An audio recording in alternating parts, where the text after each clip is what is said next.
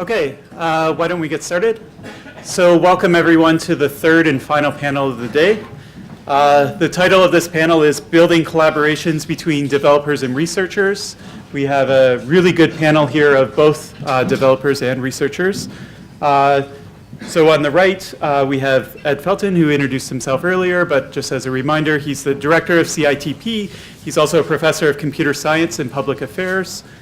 He was very recently the chief technologist at the Federal Trade Commission.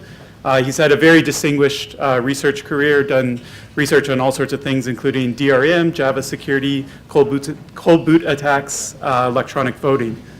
Beside him, we have Greg Maxwell. Greg is a main developer on the Bitcoin protocol.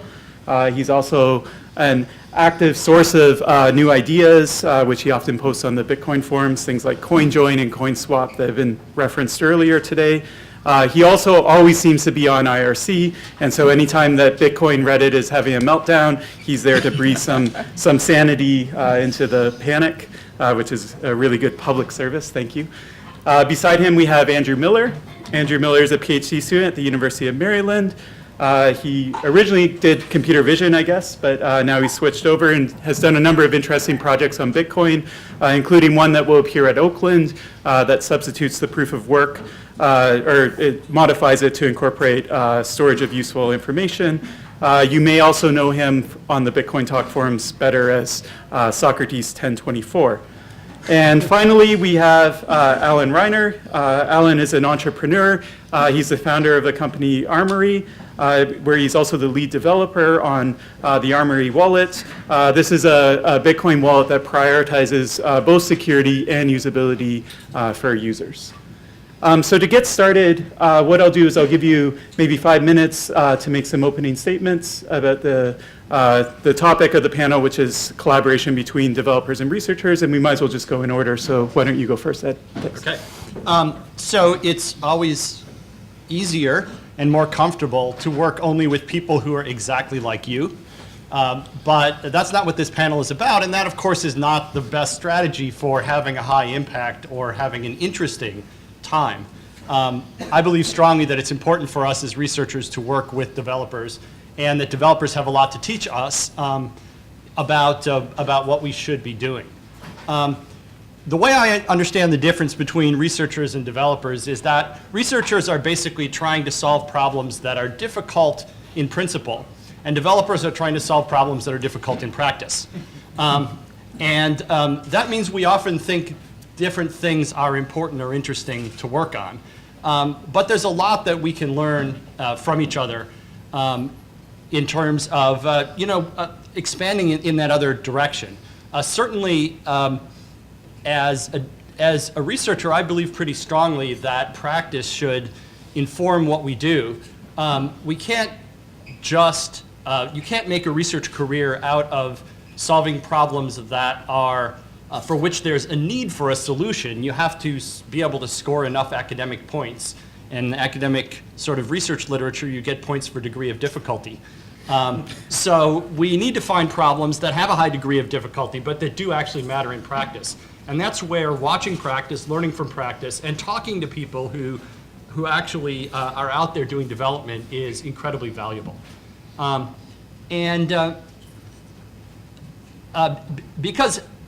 Because it's important to sort of think about what are the things that are holding back practice that we might have skills to be able to attack. So one example that I'm excited about right now of this kind of research is something that Gavin mentioned earlier, and that's work by Stephen Goldfeder, a student here, and some others on threshold signatures in Bitcoin.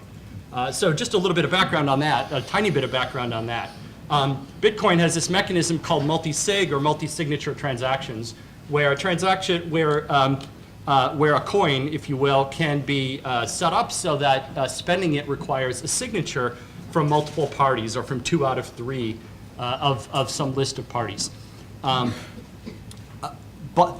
that structure is exposed and sort of embedded in the blockchain. It's labeled on the coin itself, and executing it requires producing multiple signatures, and that has some costs, and there's some lack of transparency about how you're handling your money. And so what Stephen was able to figure out is that it was possible to create sort of stealth multi-signatures. So that without needing to have an explicit feature to support this, in Bitcoin you could get the same function, and that opens up a bunch of new opportunities for better ways to implement wallets and better ways to implement business processes in a way that's more accountable and more secure. But really, the idea that that was an important problem to attack is one that came out of practice from looking at the challenges associated with and thinking about the challenges associated with doing secure wallets, with doing secure business processes, and looking at some of the challenges that coins like Bitcoin were dealing with. And that's something we're excited about. We're eager to work with developers. We'll be working with some of the developers up here, we hope, over time to try to push this into practice. And we expect to learn more and generate more research problems out of that. So I'm a big believer in doing the work of collaborating across these sorts of boundaries. Okay, so in the interest of improving collaboration, I thought it might be useful to start by improving communication by exposing some things that I found surprising coming out of the research community. And of the core Bitcoin developers, I'm probably one of the ones that pays more attention to some of the more researchy ideas. So I see a lot of this stuff. And there were a couple of different things, and I don't bring them up to gripe about them. I think this is an immature space where the Bitcoin industry, the Bitcoin developers, Bitcoin research is all still very rapidly maturing. But some points that I found sort of surprising is that, so there have been a number of papers doing research on Bitcoin privacy and on user anonymity. And many of these papers have done direct analysis that has effectively de-anonymized Bitcoin users, and in fact has even gone as far as claiming that they were involved in criminal activity or that they were owners of $1 billion in assets and things like that. And some of these papers have been incorrect. Now what's been interesting to me is that a few papers have even directly address sort of the ethical considerations of doing this stuff, but many have done it from a very computer science-y oriented perspective, where they say something like, well, there's not an ethical concern here because anyone could have done this analysis. Of course, not anyone would have stepped out with the same authority behind maybe an incorrect analysis. And this is something that some of my friends that do work in sociology and computational analytics would see them as actually interventions where, you know, we're disclosing something that might have a real impact on people. And I think there's some need for some dialogue on what standards of conduct are appropriate for privacy-related stuff. Other interesting things is that if we want Bitcoin to be an interesting thing to research, a big part of why it's interesting to research is because the stuff actually gets used. And I know that a lot of researchers are very interested in their work actually going into use. I get people that will contact me, did you see my paper, and when are you going to deploy this tremendous thing? And there's some interesting barriers that I think that pop up in front of that. One is that some of the publication styles or pressures encourages people to make some bombastic claims about the magnitude and scope of their discoveries of limitations in Bitcoin. And so you see papers coming out that says that if this X thing happens, then Bitcoin is over. And unfortunately, these papers go out to the Bitcoin community who then says, wait, X happened and Bitcoin isn't over. So this paper must not actually be about Bitcoin. It's about like spherical cow Bitcoin, and I'm just going to discard it, even when there's good information in the paper. So there's some improvement in discussion that needs to happen on both sides, both understanding that you don't throw out an interesting paper because it had a bombastic abstract, but also in trying to not step into traps on the description of the techniques in papers.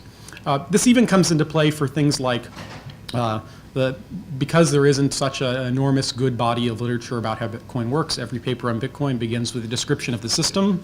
Sometimes the descriptions are horrible and like don't reflect the system well.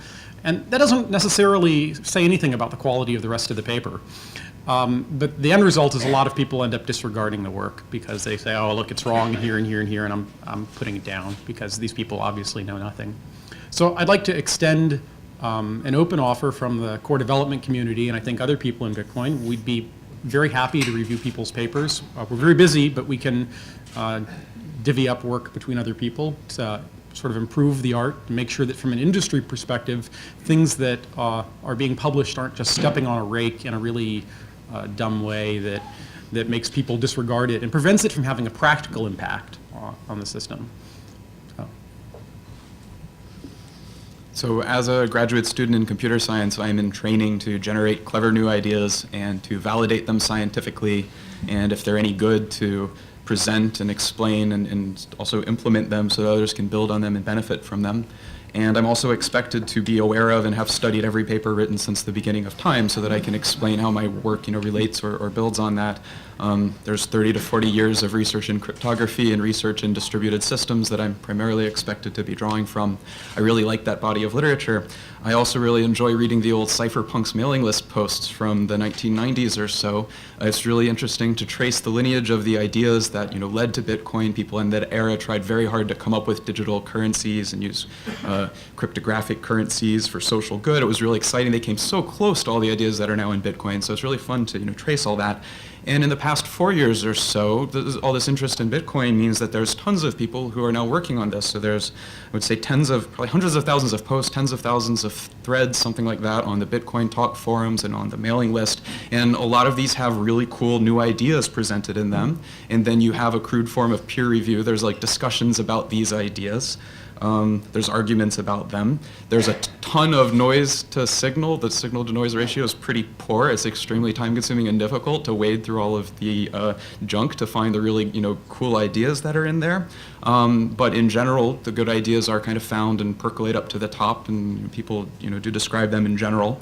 And of course, some of the ideas get implemented as that laundry list of 1,000 altcoins, and so it almost seems like we're now in this realm of experimental monetary policy or experimental economics, which I don't think has really been there before. So maybe that's an approach to validate these ideas. I think that's really interesting. So I want to make the point that I think that the Bitcoin developer community is actually some form of scientific institution. It's just a pretty unusual one, and that's still just getting its footing. So I think about this question a lot: what can we do to help this community, whatever it is, do better science and to do more science? And so I want to make 2 points about this that I'm working on, at least. One project I'm doing with, one thing that I think should happen is we should have an easier flow of information in both directions between the developer community and the academic community. And one of the obstacles is just a difference in language. The Bitcoin developer forums have a jargon that they use to describe Bitcoin. Academic computer scientists have just a different, incompatible jargon, often when talking about the same ideas. I'm currently working with Arvind and others at Princeton to compile a big survey of all of the coolest ideas from the Bitcoin developer community over the past few years. We've come up with a few ways we think can help categorize them and relate them to each other. We hope that by making this available, that we can help academics know what's already been done, and that this could facilitate a bunch. Another thing that I think is missing are validation tools. Right now, if you post a new idea on the Bitcoin forum, you will get a discussion. A lot of times it's a vague discussion. A lot of times you can't tell if we're talking about the same idea.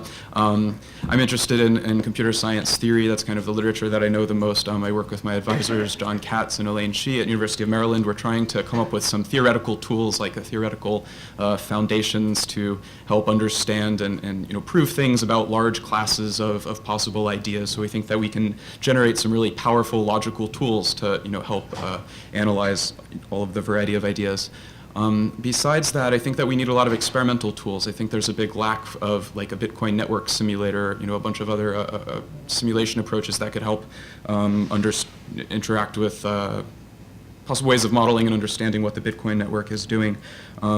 It's possible to launch altcoins as a way of expressing, of letting your idea fly and then seeing, how it survives. But at the same time, that's a really crude and imprecise and it's not so powerful. And the reason I say that is that the currency that you launch as an altcoin, like ZeroCoin, it won't just survive on its technical merit. There's all these confounding factors of the way in which it's announced, the way its name, its dog picture, and all the other stuff, the community things that get built up for it, those all affect. So it's not really a great experimental platform. I hope Ed will talk a little later. I'll throw it to you when that's time. But anything that we can do to make a more convenient platform for researchers or wannabe developers to make a new thing and deploy it without having to overcome this really awful initial obstacle of having to launch your coin, market your coin, and do all of that just to see if the idea can fly. Improving the ability to get experimental validation of all of the cool new ideas without wrecking the ecosystem or doing that would be really helpful.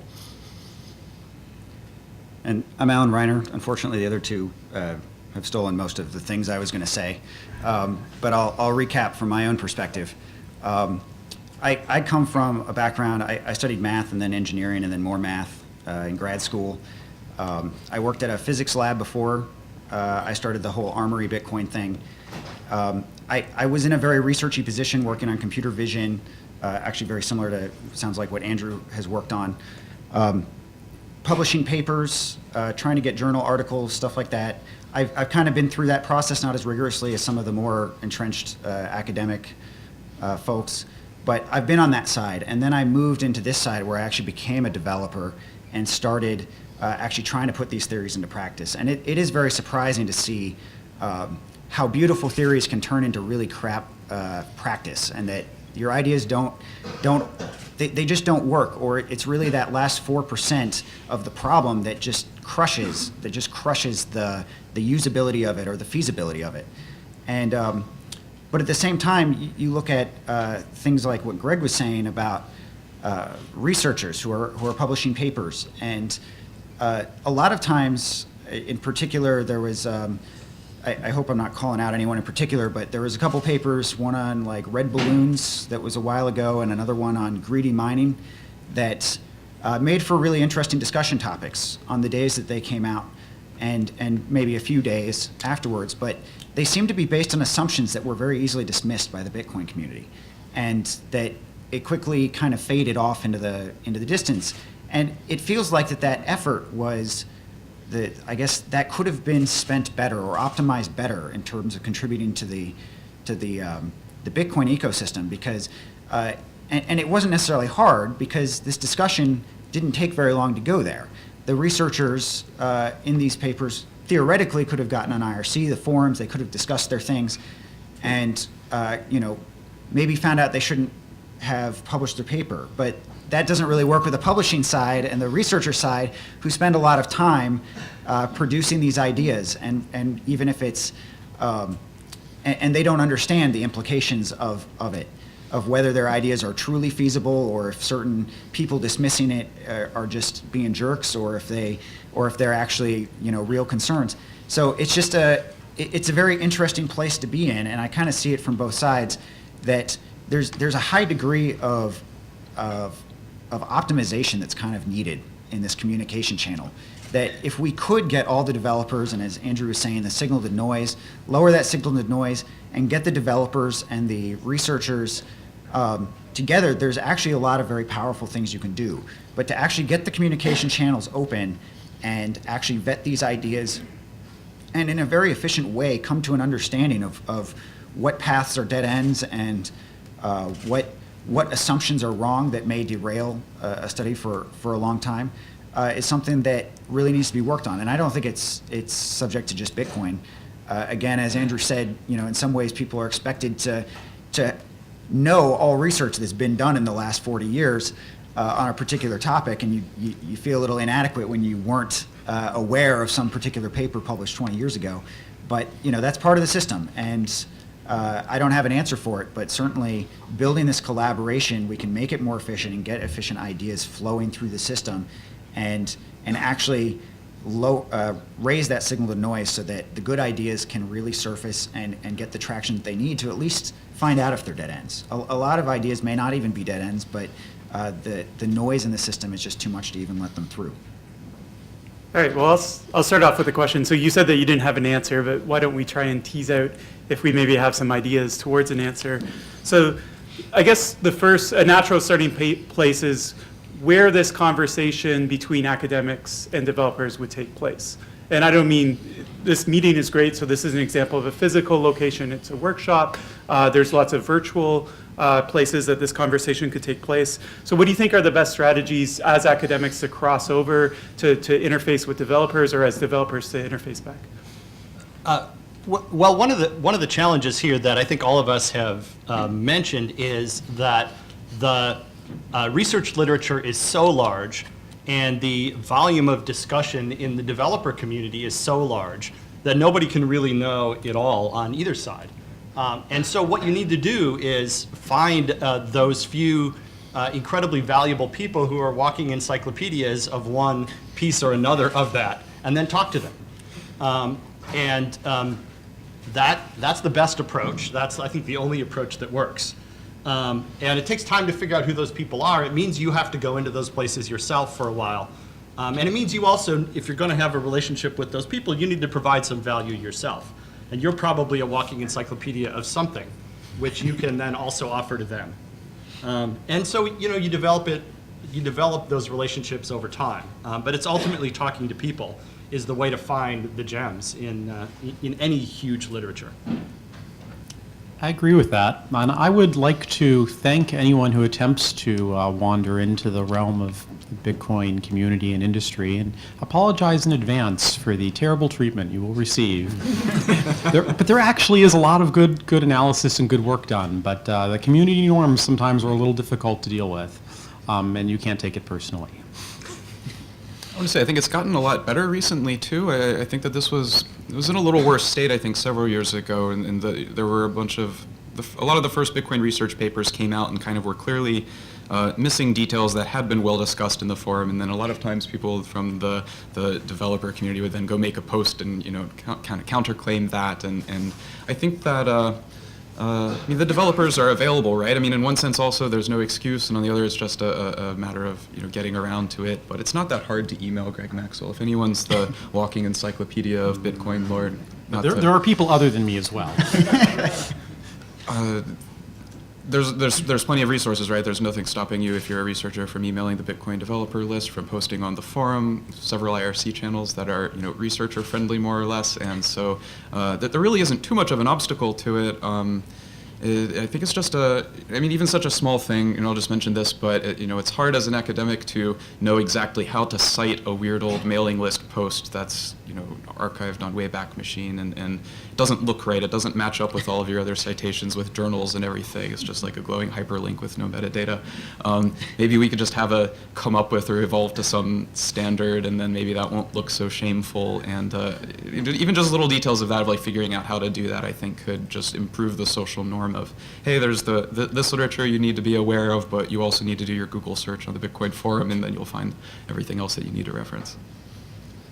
So I think it's a little selfish of me being on the developer side to say that researchers should come to us, but at the same time, in some ways I feel like there's a funnel where the research leads to ideas that can actually be developed, and that in some ways it kind of has to go through the development in order for any of these ideas to come to fruition. And to be explicitly clear, I mean, these papers I talked about that were easily dismissed, people can get onto Freenode IRC, the Bitcoin development channel, and sometimes you have to have a little bit of a thick skin. It's not as bad as the forum sometimes, but you can get on the developer channel and you can talk about your ideas, and you will get all sorts of fantastic feedback. You will get references, keywords that you can go Google, things that have been discussed to great extents, and be able to quickly have all these new threads to pull in terms of what the developer side has done to investigate these ideas. And just in the context of those two papers I talked about, and I mean there's more, but in those particular two as well, a lot of things I feel like would have gone completely differently if researchers had gone just to that channel. If that was the only resource they used, they would be able to quickly figure out what parts of their proposals, what parts of their ideas, what parts of their simulations and their research and the equations that they're solving, just which parts of those are the relevant ones, which ones are based on bad assumptions, and where else could they be looking? And as said, value can be added too. I mean, it's even if you're not adding value, I can tell you the IRC channel is very good at providing insight and just talking about these things.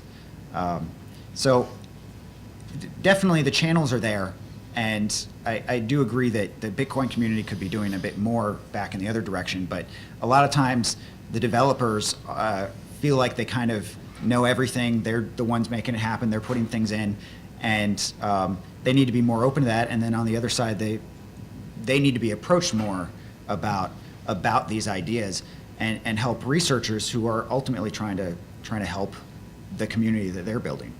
I would add to this a little bit in comparison to a lot of other industry, the Bitcoin development industry. I think there's basically no two of us that are in the same city, no two of us that work for the same company. And so all of our activity is done in these open forums online. One problem of this is that the signal volume level is very high, but at least it's theoretically accessible to everyone. And if I could just comment on that, that is a really valuable aspect of the Bitcoin developer community, that so much of what happens is discussed openly and is available, and you can see who's saying what and find it and so on. And that might not be true forever. If we see increased sort of corporatization and the entry of big institutions that try to, that generate a lot of internal discussion, then that openness might be lost, and that makes it a lot harder to collaborate between researchers and developers. I just want to call attention to a couple things that I think have gone pretty well for this recently. So I would like to thank Rainer Bohm, I think he's still here, for organizing the Bitcoin research workshop recently co-hosted with Financial Cryptography. That's a conference that a bunch of cryptography academics have gone to for a long time, and then this workshop was sponsored by the Bitcoin Foundation, and you saw a whole bunch of really cool papers there. And I think that, more events along those lines. I think that did a lot to bridge some gaps, form some relationships there. I'd also thank Gavin and the Bitcoin Foundation for the organizing this grant proposal system, which is pretty cool. I know that a bunch of researchers have submitted proposals for try to get your research funded that way. It's kind of made it clear that the Bitcoin development industry has a somewhat welcoming and has an interest in promoting research that research teams can do. All right, well, maybe we'll switch gears a bit. So there was quite a contrast that most of you probably picked up between Gavin's keynote and the types of issues that he's interested in and the crazy ideas that the academics are interested in. Academics want to experiment, and developers sort of want stability. I want to pick up on what Andrew mentioned in his first opening statements. He mentioned experimenting with Bitcoin, that there was no good Bitcoin simulator. I'm wondering, what do we think about in the short term we can do in order to allow academics or whoever, developers or academics, experiment in a responsible manner and provide them tools to experiment on Bitcoin? Okay. Well, one of the things we can do is try to develop tools that lower the cost of standing up a new experimental altcoin. And especially ones that are designed to let people experiment with different structures, different mechanisms in the design of those things. And there's a discussion, there are discussions going on. Various people have talked about how to do this over time. But I do think there's an opportunity to create a kind of infrastructure that supports research by some researchers and some developers working together.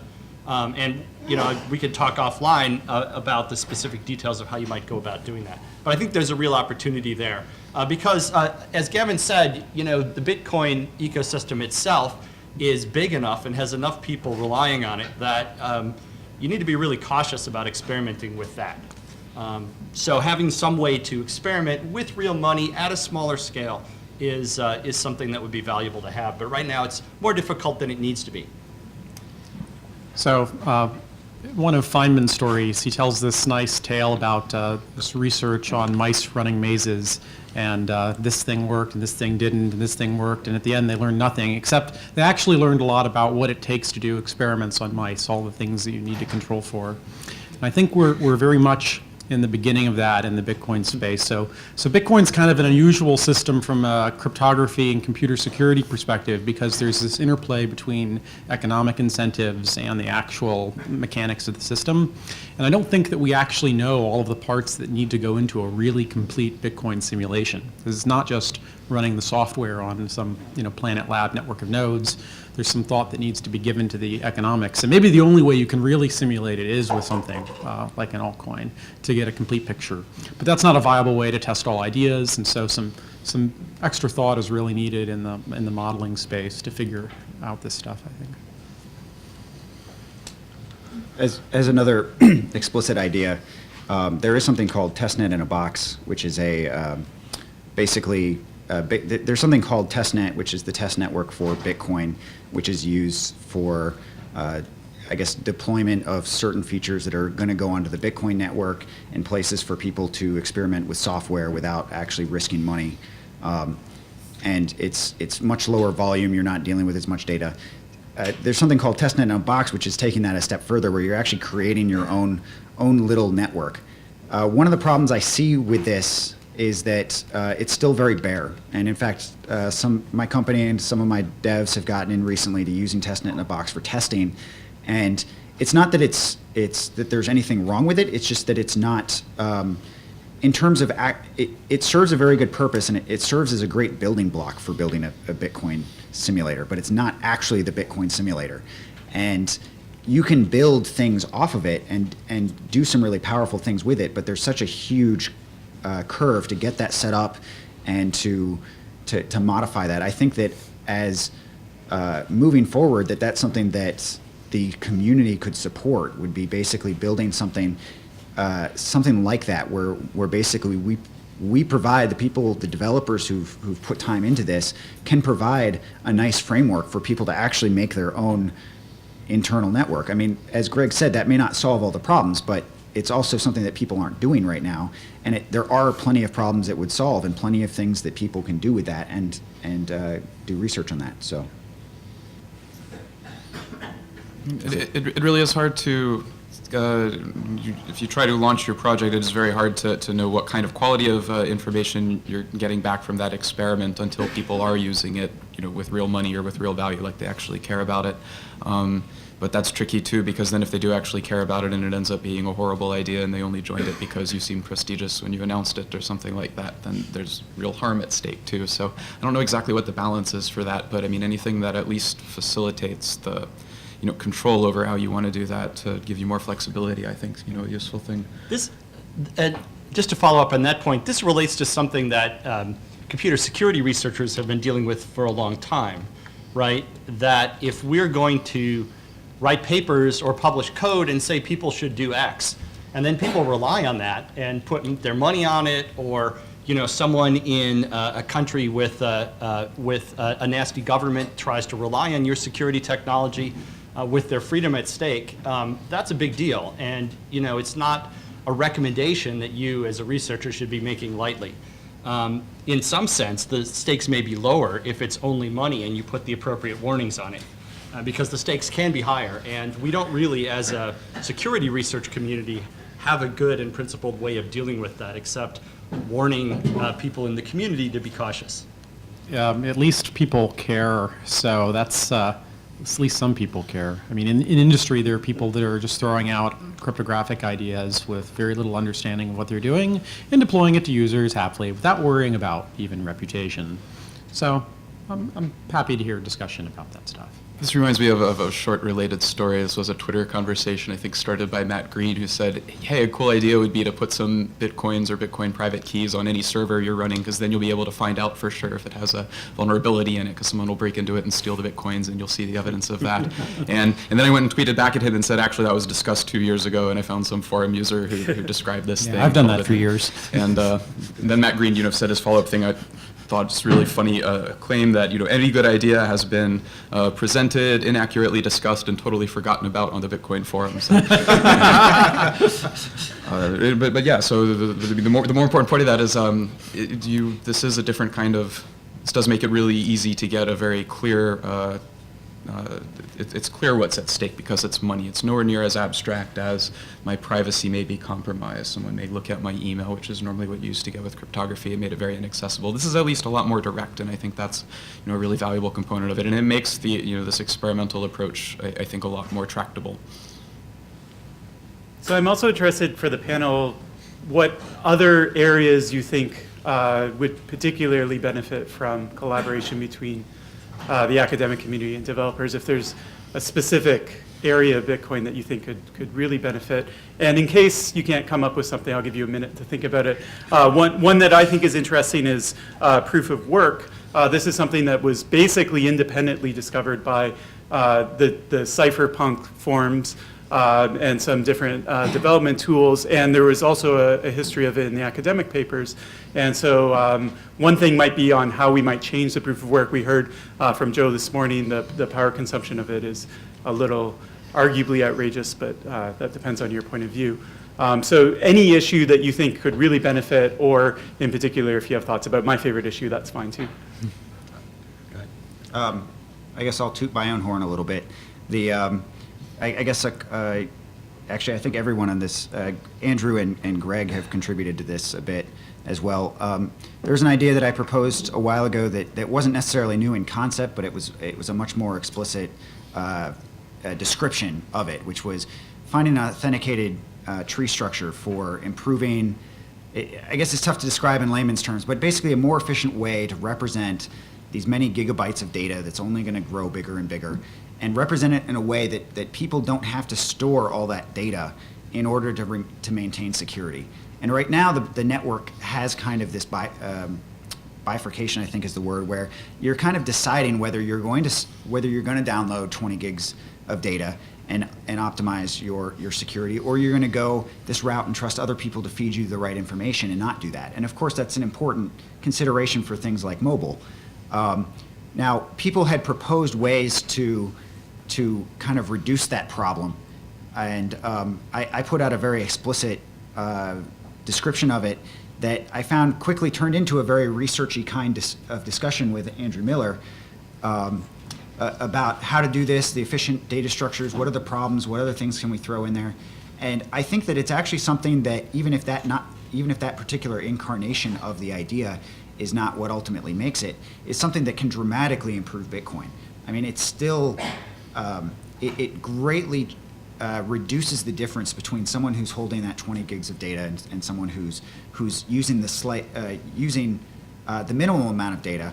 And it's still not perfect, but there's a lot of very interesting things, not only about how to make it work, but what are the consequences of doing that. If now you can get high security without downloading all that data, is there going to be enough people who actually have all that data? Because it relies on people, that there are still a sufficient number of nodes holding it.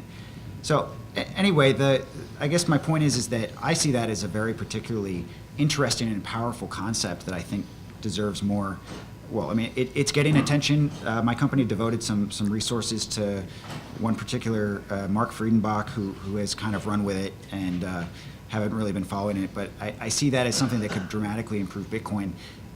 But it comes with a whole set of economic consequences and kind of social dynamics that haven't thoroughly been explored yet.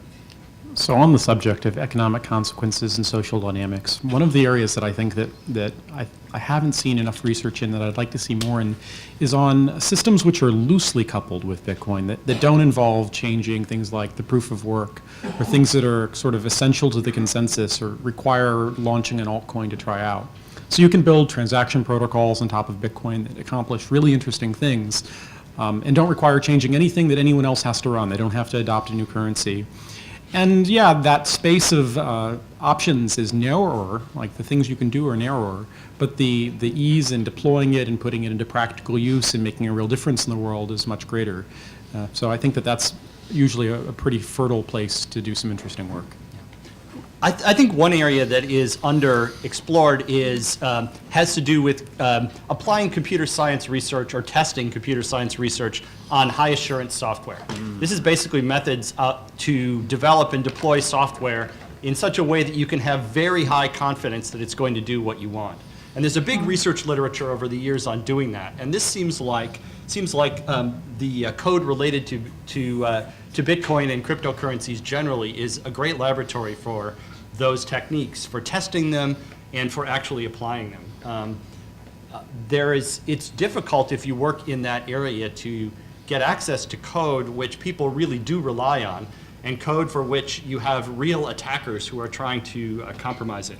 And this is a great opportunity, I think, for those folks, and where they can bring a lot of value and learn a lot. That's a tremendously valuable area, and there's some people that have done some work in building a Haskell implementation of Bitcoin with the ultimate goal of making a Coq implementation that has some provable properties, but I think they burned out a little bit on all of the interesting corner cases. So there's some challenges there as well, and sort of taking those techniques up to industrial scale and covering all of those corner cases. I want to make a remark on the role of theory that I think could be really useful in Bitcoin, and that's the sort of thing that I think academics would be able to provide the most of. By way of analogy, historically to academic cryptography, which began as a kind of academic reinvention in like 1979 by Whitfield Diffie, which brought some kind of scientific and mathematical rigor to a topic that was already being, purveyed and used without really having much of a foundation for it. And they did such a good job with it. The academic cryptography community distinguished itself with all of this excellent work that's actually pretty sound. And so now you have this phrase you might have heard, never roll your own crypto. And the end of that is, unless an academic person has written a proof about it to prove mathematically that your crypto is sound. There is no such theory, or at least the academic theoreticians haven't yet built this theoretical underpinnings for Bitcoin or for cryptocurrencies.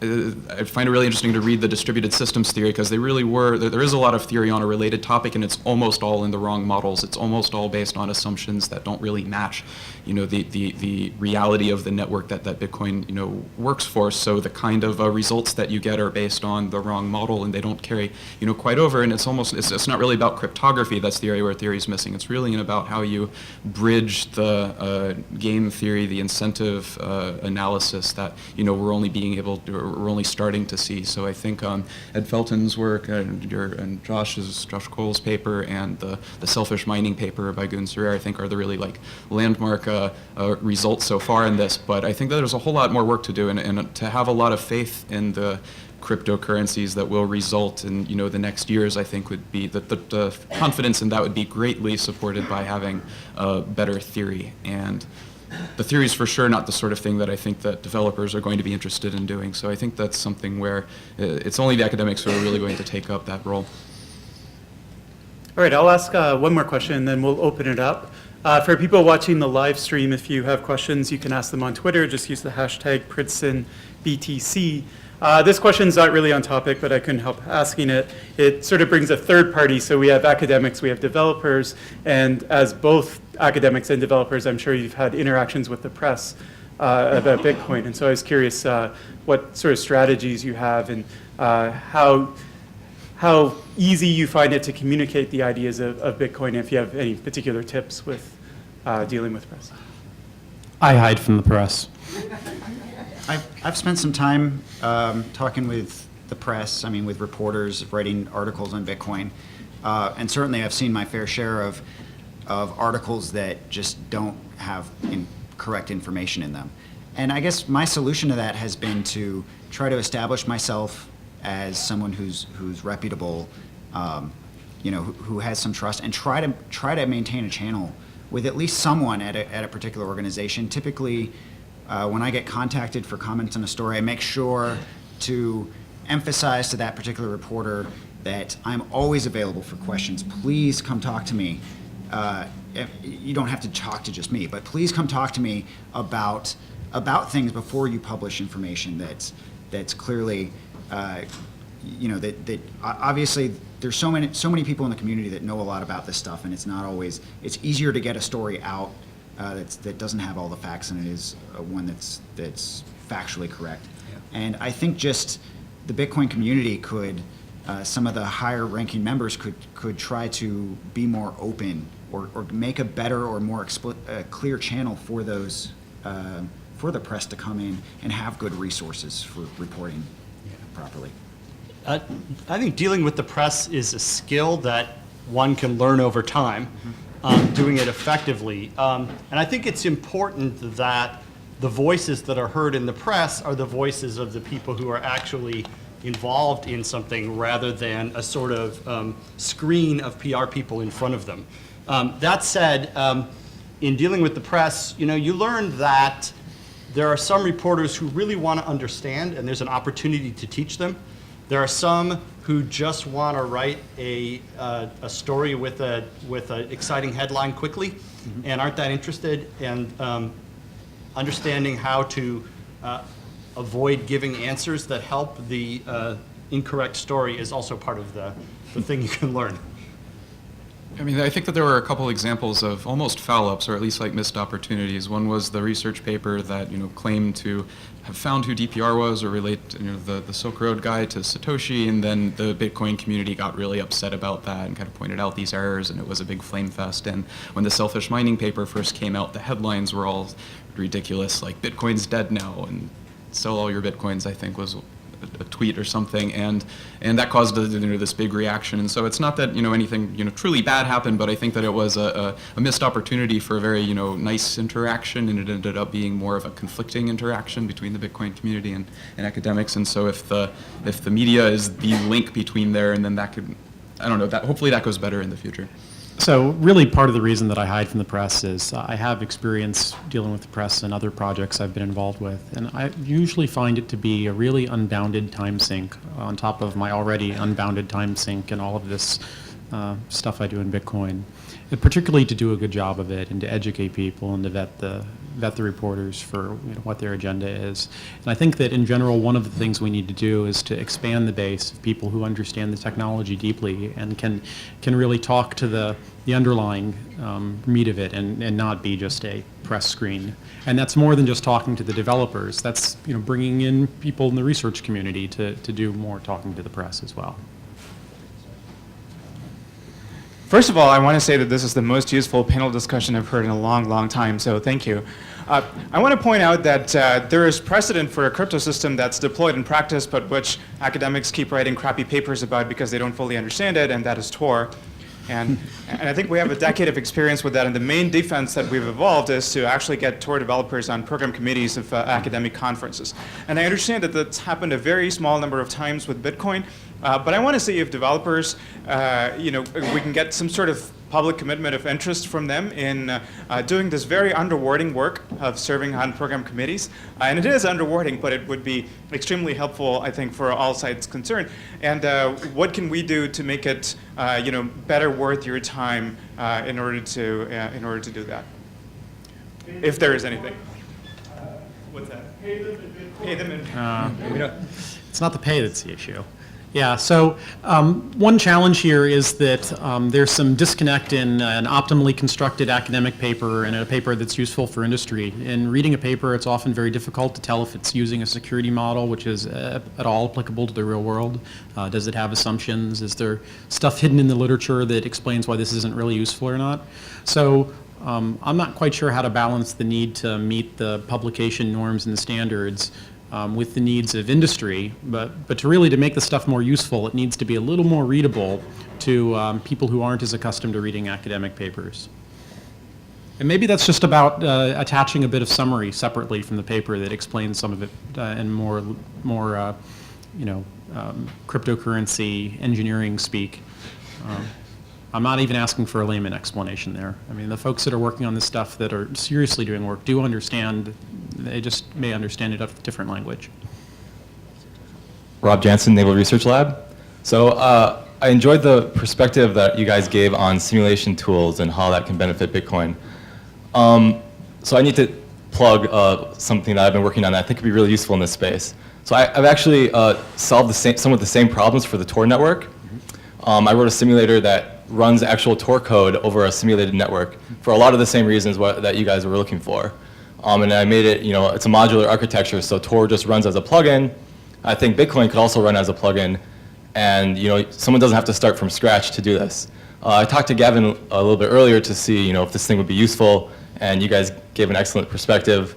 I don't really have a question, but just wanted to let you guys know that, these tools kind of exist, and if someone's interested in this space, come talk to me. The tool's called Shadow. It's available at shadow.github.io. Okay, thanks. Hi. So I just want to say what Arvind said, that this was one of the most useful sessions I've seen. One of the things that came out of the session was people were talking about simulators for Bitcoin. So here's my prediction that what would happen. Someone is probably already working on a simulator for Bitcoin. They're going to publish it. Then some first-year grad student is going to have a great idea. They're going to use the simulator and then publish a paper. And then somebody else is going to cite that paper, thinking that this is absolute truth, right? And they're going to start building a chain of references on top of that. And later on, you'll figure out that the simulator was actually not modeling something correctly, and you would have like millions of government dollars wasted. And this has actually happened in other research areas, for example, wireless sensors. This exact thing happened over there, where the underlying simulation models were actually not good descriptions of what's happening in the world. So my comment here is that once we are talking about tools and simulators for Bitcoin, we have to be extremely, extremely cautious about what tools exist. Are they approved by the Bitcoin developers? What kind of models are we actually using? This is something that we should take extremely, extremely seriously. And even if you get the simulator right, we'll go and change Bitcoin out from under you. So, but that doesn't mean it's not worth doing.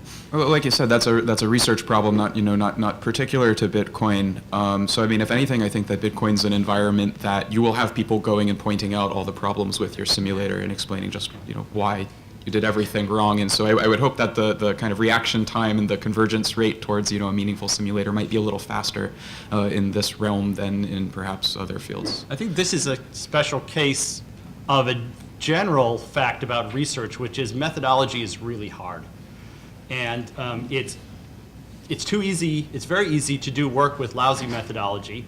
And, and the best we can hope for out of the process is that will become evident over time. Like any tool, like any method, we can use it wrong, but the opportunity to do actually good research with it is invaluable. So I think it's an important thing to have. There is at least 3 different simulators, existing simulators. At a certain level, they work okay for certain specific challenges. That's it.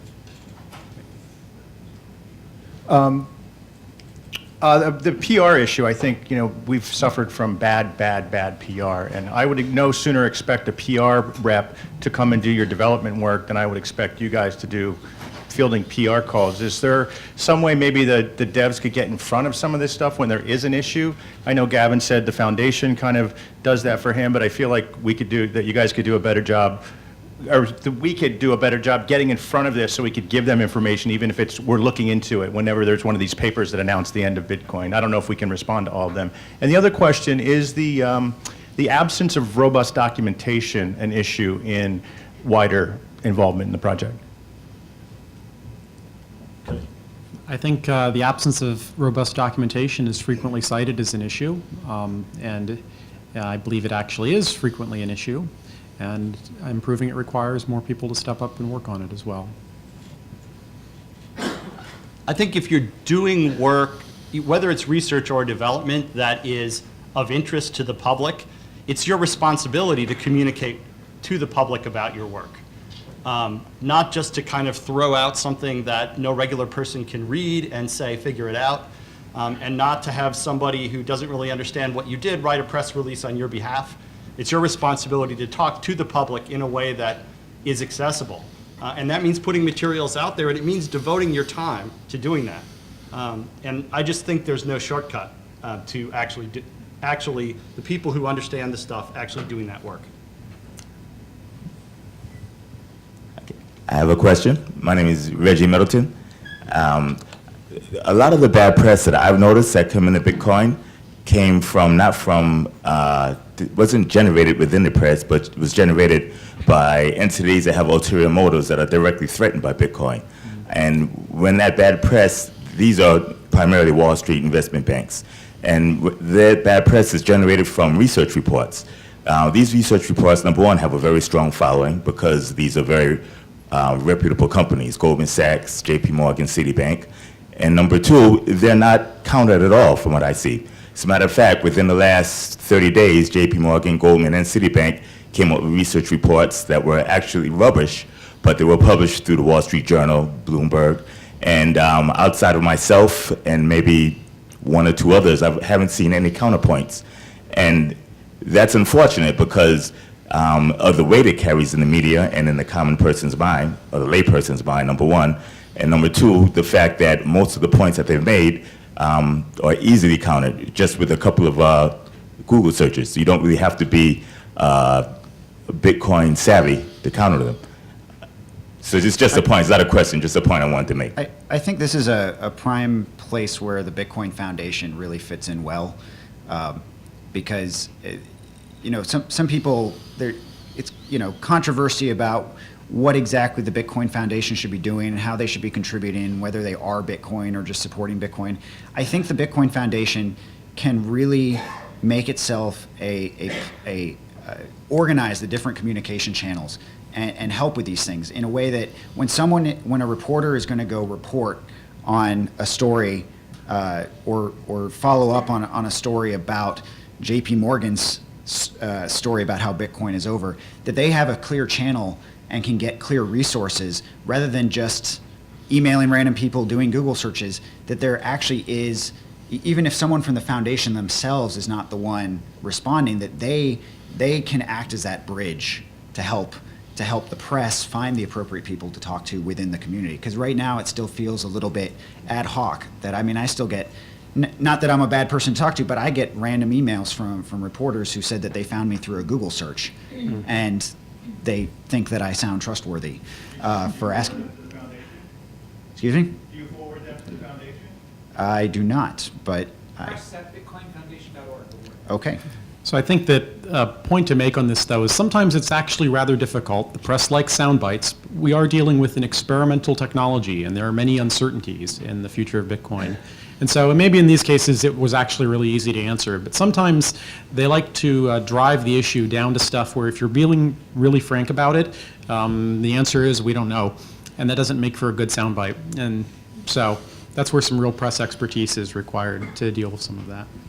Sometimes the best response is not to wait for a reporter to call and talk to them, but to just publish something yourself proactively. Put it out there and then refer people to it if they ask. I think you've done a really good job with that, Ed, on your blog. I know that you've made a bunch of blog posts to react to various kind of wrong things in media and so on. So I don't know, I aspire to do things like that, I guess. Maybe we should probably be able to do more, but I doubt that we'd be able to, win the shouting match against sound bites like Bitcoin's did. A well-funded adversary on that case. Yeah. So hi, I guess I apologize if this sounds defensive, but it seems like the general trend of the discussion is, academics need to go spend a lot of the time on the IRC channels, and you guys need to vet the ideas, and you need to be on the program committee. But I'd urge you to think about things as, researchers can be your friends. So, if you have an idea, but it turns out, you need to put out fires and you need to fix transaction malleability bugs, and, as Gavin acknowledged, focus on things in the very short time frame, that's where research is really useful, in that we have a lot more time to let ideas develop.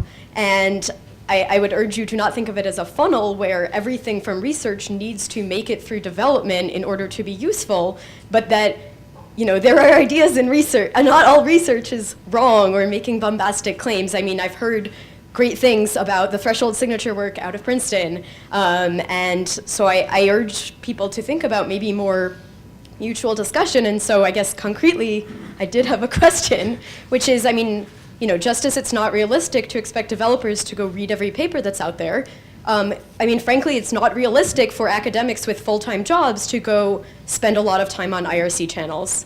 And so I hope that that's not a controversial claim.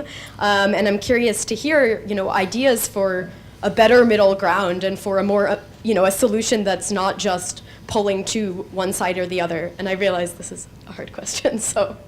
I really like the research community, and I think my sense is that this is a process that's spooling up, and so if there wasn't as much research in this space a short while ago, there's a lot of interest in it now, and so I'm expecting to see really interesting and useful research along these lines. So yeah, I think that that's coming, and developers, anyone interested, I think should keep their eyes open and prepare for good papers to come out on these things.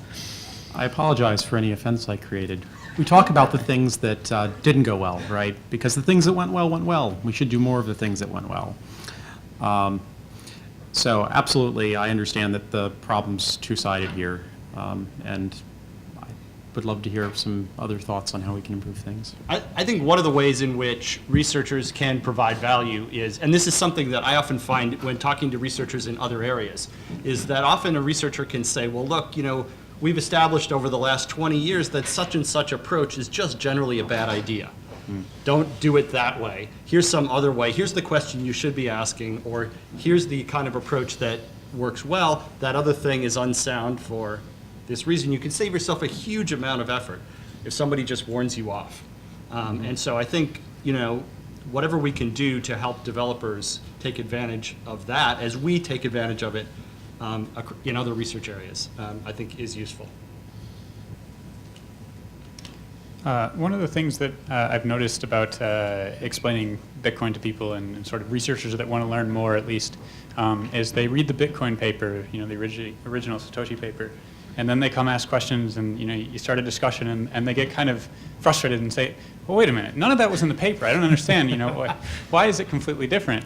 And you know, you can point them to the wiki for some parts of it, and sort of, you know, help them along. But is there a good self-contained sort of explanation of sort of how it works now, and is that useful to write for a researcher, given that it's such a dynamic thing that might change over time? We're definitely working on one, me and Joe and Arvind and Jeremy and a lot of people at Princeton, Jeremy at Concordia. No, I don't think there is one. I think someone, I guess it was, I forget who pointed it out, that right now the state of affairs is that every research paper about Bitcoin has to devote nearly a page to explaining what Bitcoin is, and every explanation's different. And I guess the idea is that eventually the clear explanation, we're going to converge on a good explanation on how to present Bitcoin. I really like Joe's presentation on this at the beginning is kind of a glimpse of how, you know, we found a successful way to communicate it to researchers. So my sense is that that's getting better. Hopefully ours becomes the authoritative source for that kind of best introduction. I don't think that there's a best one I'd point to now. I mean, I could say really quickly, having put those slides together, the answer is no, and a huge number of people, like I think at least 10 people today have either emailed or come up to me to ask if they could have the slides because they're so in the way of like an end-to-end introduction. Also, can I have the slides? Yeah, we're going to post a link to the slides on the conference page. There'll be a link from the title of Joe's presentation. So anyone will be able to find it there. One of the problems here is that because there's not a good explanation of Bitcoin out there, if you want to write a paper about some aspect of Bitcoin, you have to write this 1 page or less summary of all of Bitcoin, which is an impossible thing to do. And so you simplify, you leave things out, and then you get roasted on the forums. Before long, we'll be in the position where A, there is a good written explanation of Bitcoin, and you can cite that. And so you won't have to devote that page. And then you could just say, here's a good general explanation for our purposes in this paper. Here are the 3 things you need to know. And we'll be a lot better off once that happens. I was just wondering, is there like a Bitcoin researchers IRC channel or some equivalent where developers can go to the pool of researchers and ask a question?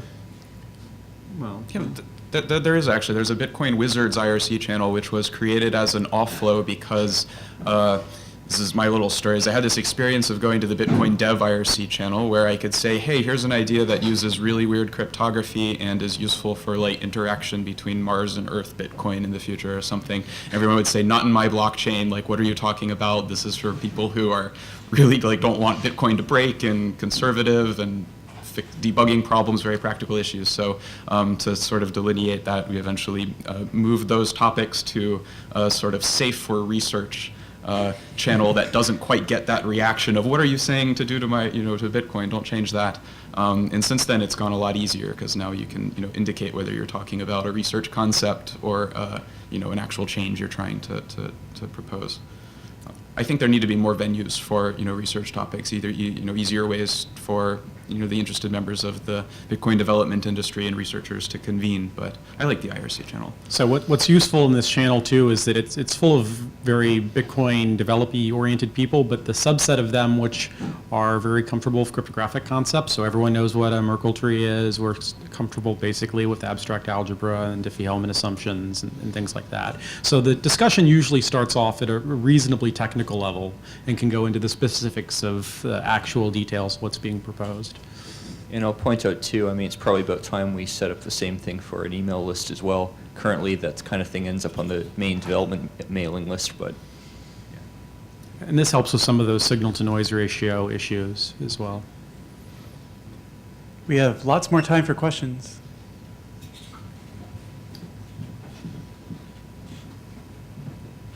I'm wondering if there are initiatives that you could envision seeing that you'd like to, if you were king for a day and heading up a centralized financial institution, pick your favorite. Are there initiatives that you'd like to see them tackle or start doing that they're not doing today?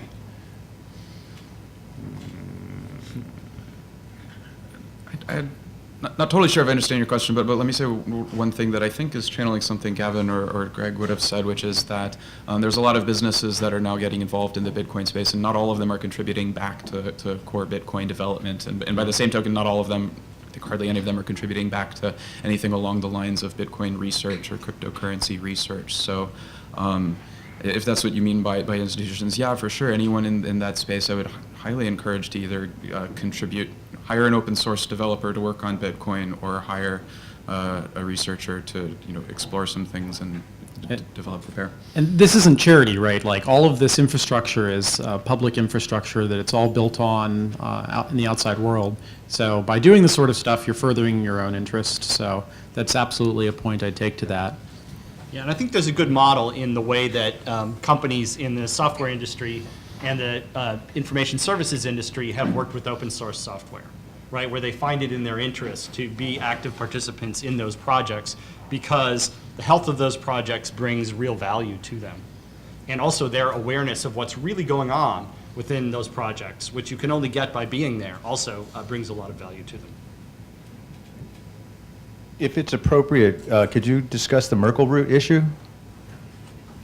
This is the thing that was brought up in the earlier presentation about the original design flaw of the hash tree stuff. Yeah, so it's pretty simple. When you build a binary tree and you're doing this hash authentication of the data in it, and the tree is not fully populated, so there is some branch in it where there is a left branch but not a right branch. What Bitcoin does is it duplicates the content of the left branch into the right branch. And that means that you have basically a second pre-image for that Merkle tree that exists, which is the Merkle tree with the data replicated in the end leaves. And this actually, in the original implementation of Bitcoin, led to a potential DOS attack where someone would give you a second pre-image block that just has some duplicated transactions in it, and you would reject it because it has double spends, and then you would never try to fetch that block again. This is easily fixed in the system by checking for this duplication first and just forgetting that you ever heard the block. So it's not an actual problem once some little fix was done. But it was a little cryptographic flaw that was originally in Bitcoin. All due respect to... Why not do this? So I guess it's great to see that there will be some doc Ed has mentioned that describes Bitcoin in a self-contained document.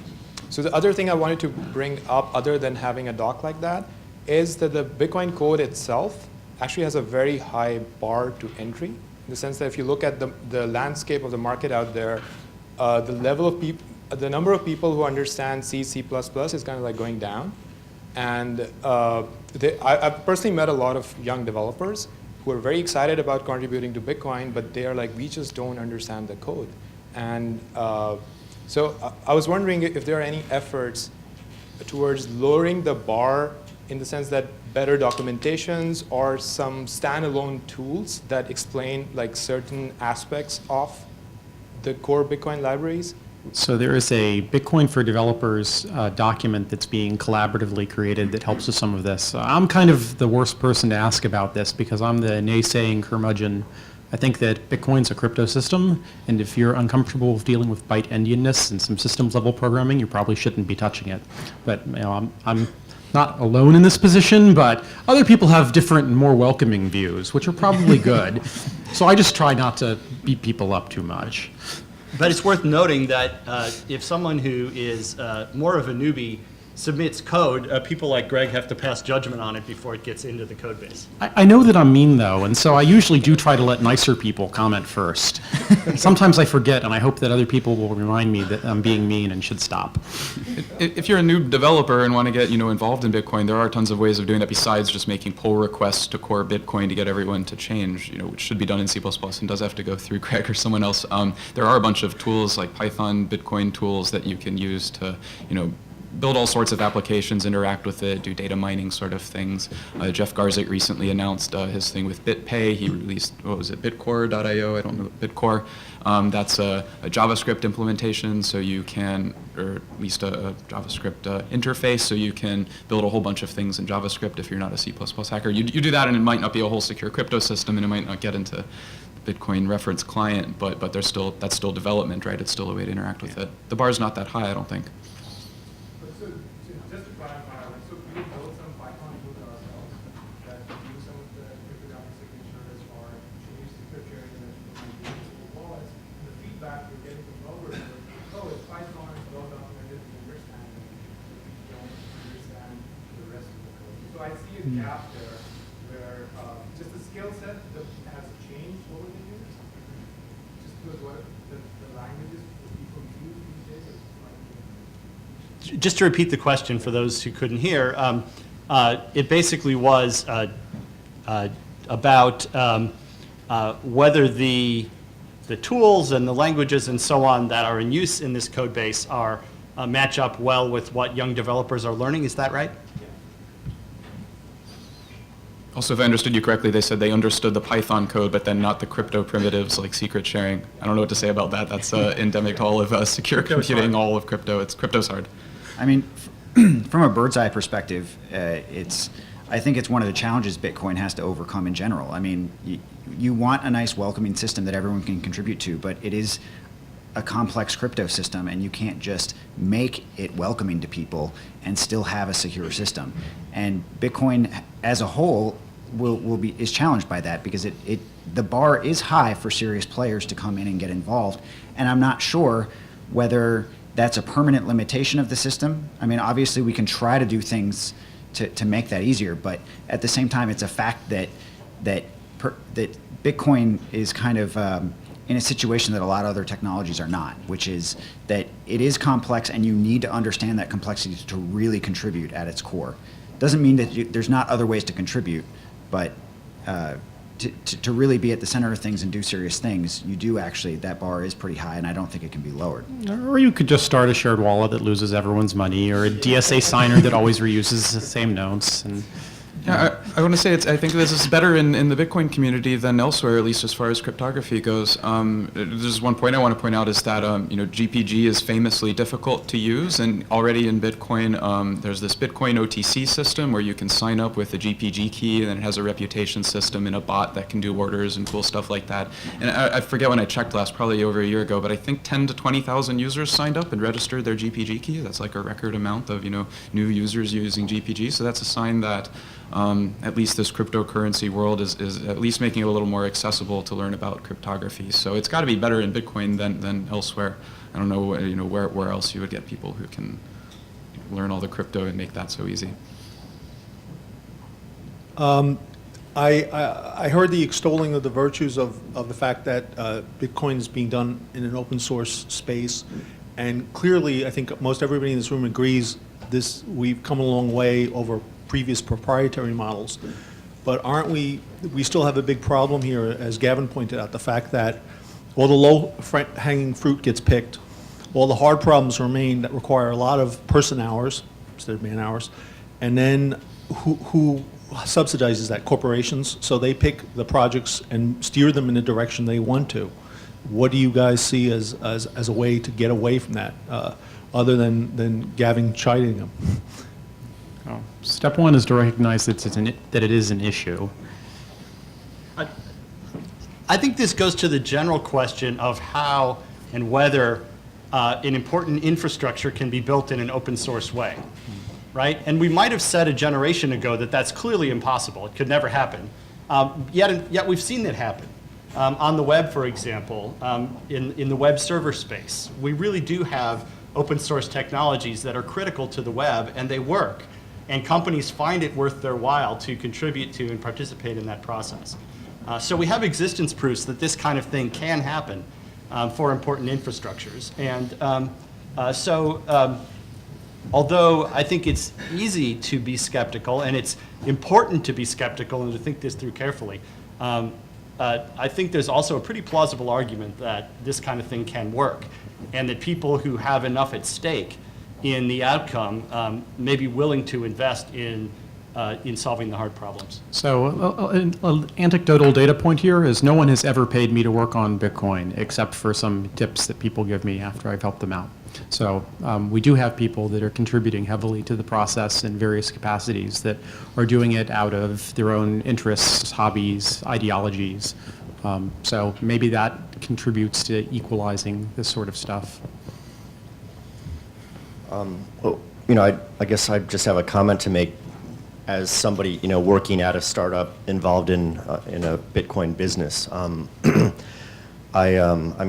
with CoinSetter based in New York City, and we've been spending the past year building an exchange and launching an exchange, and it's in a way it's a sad reality from my point of view that Bitcoin itself probably only factors into about 5 or 10% of the overall work that we do on a technical level as a company. Mm-hmm. So we built this exchange.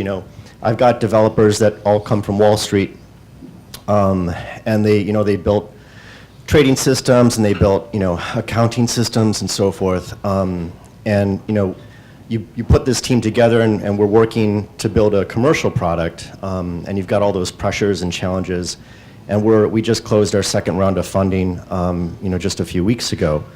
And I would personally, I'd love to be able to say, hey, we've got some capital or we've got some time to have some participation or contribution to the core development. And I've been hoping to be able to say that for almost as long as we've been a company. But just from my own point of view and my own experience and seeing things, I would throw it out there that it's been a challenge for us, and I think a lot of other startups in the space see it as a challenge as well. And all I can say is from my own point of view, I'd love to get more involved and have somebody on our team internally directly involved as soon as we can.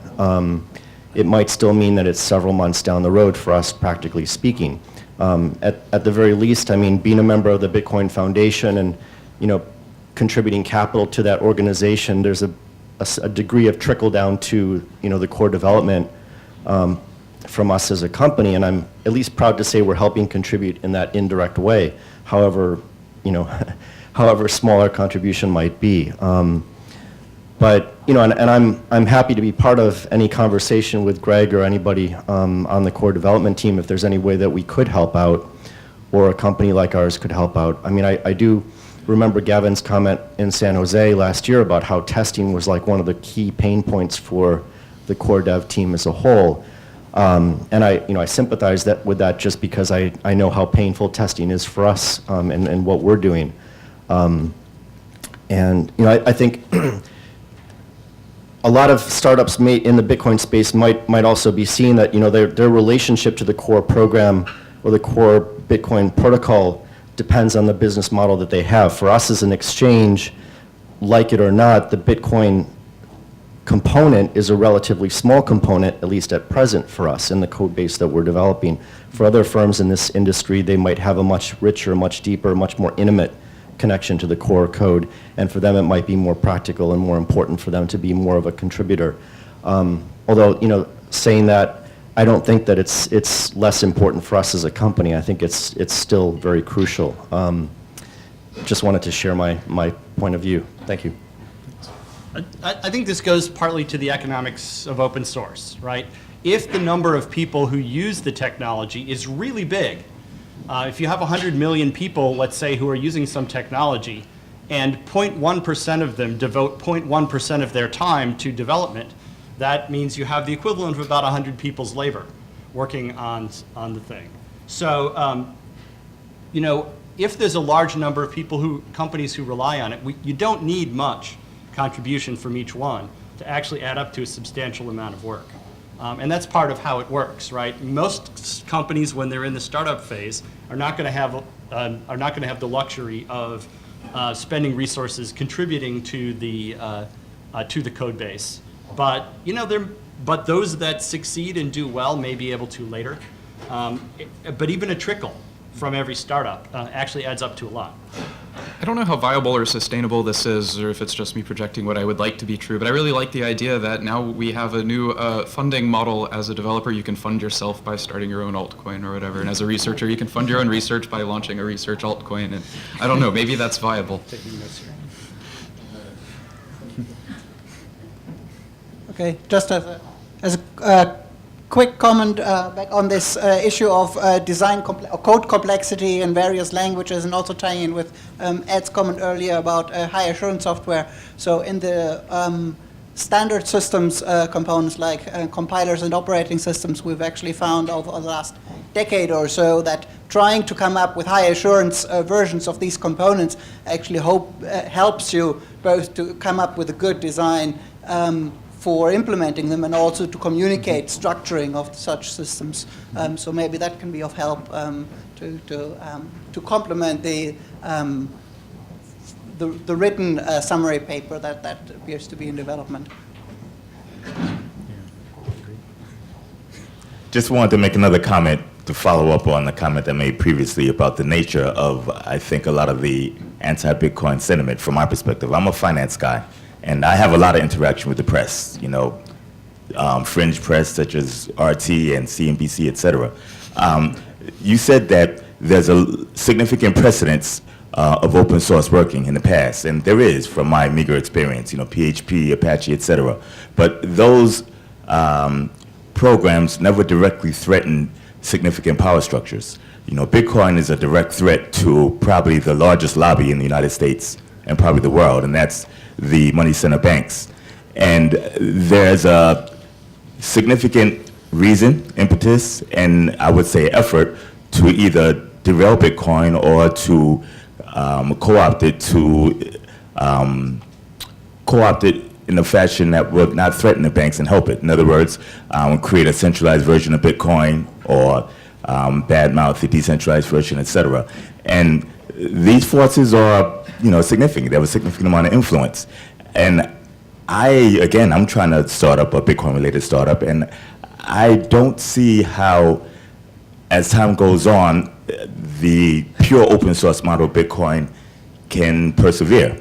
Now, that could be my lack of foresight, okay, but I'm relatively unbiased in this, and I don't see how Bitcoin will unfold as PHP, Apache, and the other projects have. Now, that's not to say that it can't, but in order for it to do so, I think a new model has to emerge. Well, if Bitcoin unfolded in a way that wasn't very open and decentralized, it wouldn't be very interesting to me personally. So I don't know that I've given too much thought on things that aren't that. It's a real challenge. I don't think we can say that there weren't threats to things like the Linux system, right, where it threatened the wealth of one of the wealthiest men in the world. But it's a different class of threats. There are people in the very libertarian chunks of the Bitcoin community who think that Bitcoin's a major threat to governments, which is like the biggest possible enemy to ever have. I don't necessarily think that's true. But I don't think we know the answers to these things, and part of being involved in the Bitcoin community is feeling this out and playing it by ear and seeing where it goes. So one question we have from Twitter from Peter Honeyman, who you probably know from Michigan. Have any of the panelists edited the Wikipedia page on Bitcoin? I mean, wouldn't Wikipedia be the best place for a comprehensive technical description of Bitcoin? I mean, I edited it. I'm a longtime Wikipedia editor. I was like research coordinator for the Wikimedia Foundation. I edited the Bitcoin article before anyone really cared about Bitcoin, and since then I won't go anywhere near it. It's Wikipedia is its own sort of universe unto itself, and making good edits there, it requires a substantial amount of resources and time, particularly when there are people with various axes to grind that are working on the article. So I haven't even read it recently, so I don't know if it's any good at the moment. You mean the Bitcoin wiki, or the Bitcoin article on Wikipedia? The Bitcoin article on Wikipedia. I've edited the Bitcoin wiki a couple Oh, times. Bitcoin wiki is great, except it's all stale, but... The Bitcoin wiki is one of the really good resources. I mean, there are a handful of, I think, really great resources, the mailing list, forums, and so on. The Bitcoin wiki for sure is one of them. So, and those constantly would benefit from more, effort put into maintaining them. So it was mentioned that Bitcoin, I mean, the worst possible threat would be government. So I'm going to go back again to Tor, right? Tor actually does threaten governments, and they're an open source system, right? They're still alive. And I think the way that they've done it is by trying to educate the government to understand that there's a benefit here for them, right? It's a two-sided coin, and I think that's going to be an important challenge going forward, is how to explain to people that, look, this Bitcoin thing isn't just a way for people to buy drugs anonymously or whatever. Let's not get into that's not actually anonymous, but to actually explain that there's benefit here and try to make them understand what those benefits can mean. I would agree with that. I'd also say with respect to Tor that one of the reasons Tor has been as successful as it has is the way it's governed, and the fact that it's conducted in an open way. The fact that Tor is not the creature of any government or any single powerful entity, and is very, and has consistently demonstrated that it's not the creature of any of those things, is really key to its success. That's why people all around the world are willing to rely on it.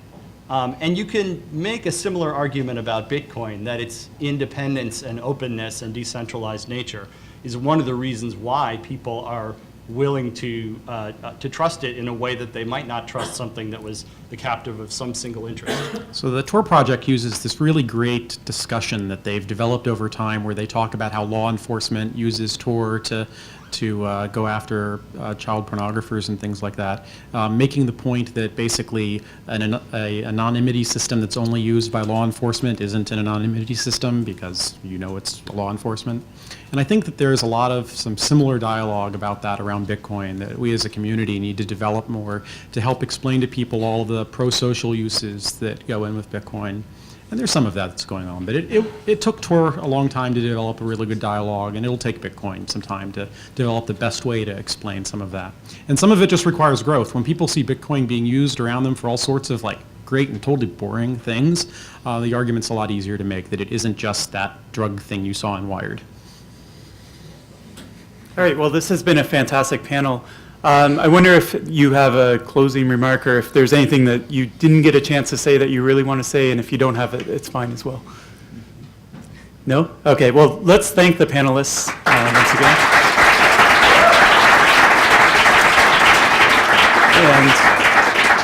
And I'll turn it over to Ed for a few closing words. Thanks. I just want to thank the people again who helped make this successful. Thanks to the Sarnoff Fund for supporting this event financially. Thanks to Laura Cummings-Abdo, our center manager, for all of her work on the logistics and for all the contingency planning dealing with the unexpected surge in attendance, which is a good problem to have, of course, but not a huge problem thanks to Laura's work. Thanks to Arvind and others who helped organize this.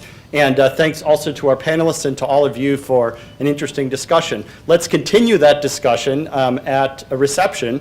There's nice food and drink in the back. Thanks, everyone.